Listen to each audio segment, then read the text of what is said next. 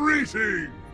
Today we're modding one of my favorite games, Halo 2. In this mod showcase, we'll cover amazing custom levels, destructive new weapons, and insane campaign changes, making you wonder, why was this not in the original game? When you think of New Mombasa, the iconic city from ODST probably comes to mind. A city cloaked in darkness. So let's just add that same iconic look to the new Mombasa levels of Halo 2. With the sun turned off, your flashlight becomes your new best friend. These nighttime mods really shine when gunfights break out or when Covenant vehicles start hunting you down. Phantoms now fly around with a searchlight, highlighting your next target. Now that I think about it, what happened to all the street lights around the city? Damn, aliens took away our lights! That must have been their plan all along. Forget glassing the city, they just want to ruin our infrastructure. At least the Warthogs have lights. Really makes it an easy target for these Jackal snipers. Hey, I've been trying to reach you about your car's extended warranty. This mod really makes you appreciate lighting after seeing Wraith mortars fly overhead. Or watching the Scarab blind these poor Marines. Don't stare directly into the beam. It's the full power of the sun. Ever since I saw the E3 demo, I've wanted more levels defending Earth. Now I'm pretty sure that level is being recreated for MCC, but I haven't heard anything about it. So until then, modders have made their own custom levels that feel inspired by that demo. Mount up in a nearby Warthog and help clear downtown New Mombasa. Equipped with the cut version of the battle rifle that actually works more like a DMR. I also love these unique melee animations. It truly is the small things that amaze me. That's what she said. If you lose your Warthog, don't fret. Just borrow a civilian car. Good thing they left the keys in the ignition. I do recommend trying to keep a vehicle for as long as you can. This is a pretty short level, but it's a lot of walking if you don't have a car. Unless you're a skilled Halo player like me and want to take on this Covenant drop zone like a boss. Oh no, what happened to the road? I guess you have to be going over 88 miles per hour to clear that gap. Or go to the future when the road is built. Let's get a little wacky for this next mod. You might be aware that Halo 2 was supposed to have a Warthog run, escaping through High Charity. Well, I found the next best thing. Just use your imagination real quick. Picture you're a young Sangheili vacationing on planet Earth. You go to the local mall, you walk out of Zoomies, brand new hoverboard in hand, with only one thought in your adolescent alien mind. It's time to shred across High Charity. Race against the clock in this time challenge. Looking as cool as possible. Doing sick flips and tricks and stuff. Man, skate parks have really advanced since my youth. I don't recall this obstacle. What in the back in the future is this?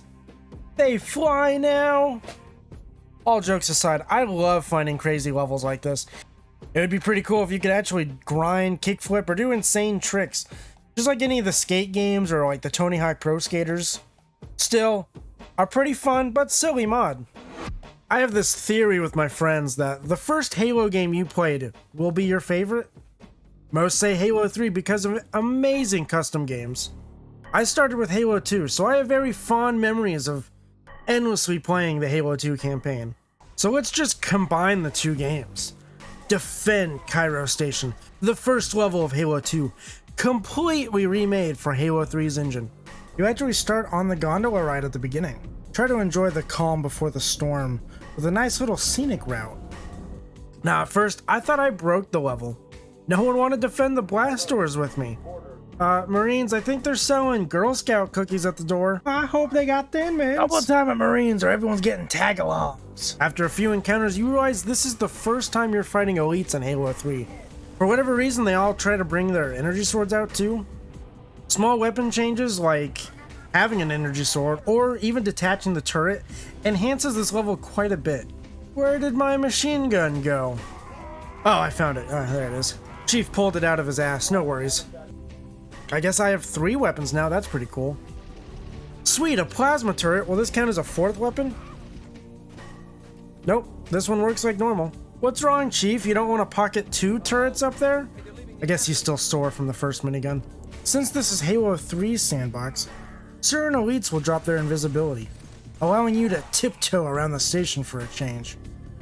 Personally, I enjoyed the sections outside the station more than usual, probably since you actually get to see the pilot elites.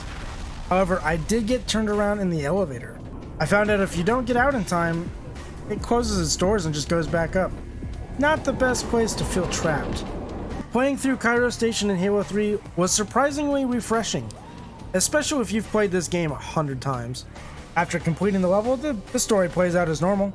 Chief jumps out into space with the bomb, blows up that giant capital ship, then plummets straight into Earth's atmosphere. Yeah, that sounds about right. Perfectly lining up with the beginning of Halo 3. Now, I'm going to cheat a little for this last mod. Technically, I've covered it in a previous video, but this mod has been updated since the last time I've played, and honestly, I just wanted another excuse to play it. Experience the Halo 2 of a forgotten past, with cut enemies, different encounters, and brand new weapons. Each level has something new or restored in some way, making this the perfect excuse to play through all of Halo 2 again, which is exactly what I did. Right off the bat, you'll notice some pretty cool weapons, like a silenced SMG that you can dual wield now. Always love the ODST weapons. Many vanilla weapons have also been altered.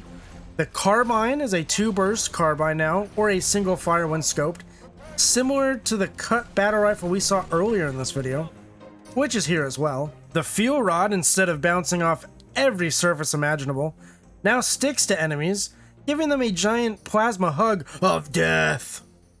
The brute shot is one of my favorite changes in this mod. Now loaded with plasma rounds, it's extremely powerful, way better than the original brute shot.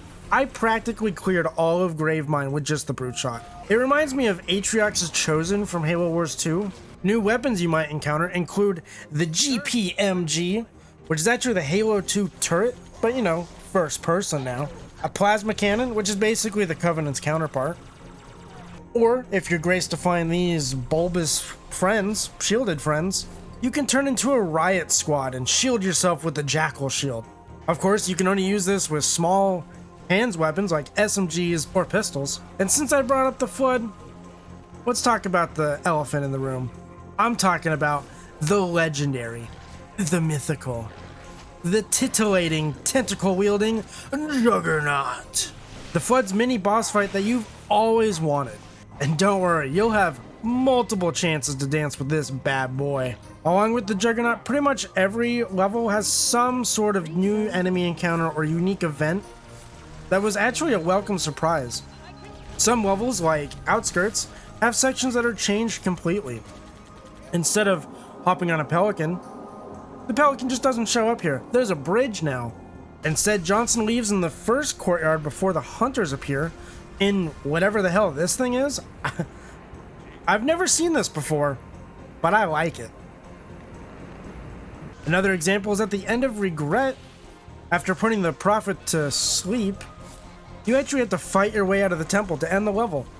It's a subtle change that really enhances this game. Now, I could probably go on for hours talking about this mod. From destroying phantoms, ghosts that overheat now, to subtle HUD changes. There's so much to show in this mod, so just go play it. Please go play this incredible mod. Halo 2 Uncut is definitely worth your time. I hope you enjoyed this Halo 2 themed mod showcase. I also do videos on full mod playthroughs if that's something you're interested in. If you enjoy my content, consider blasting that subscribe button. I've been Mr. T Swank, and Swanks for watching.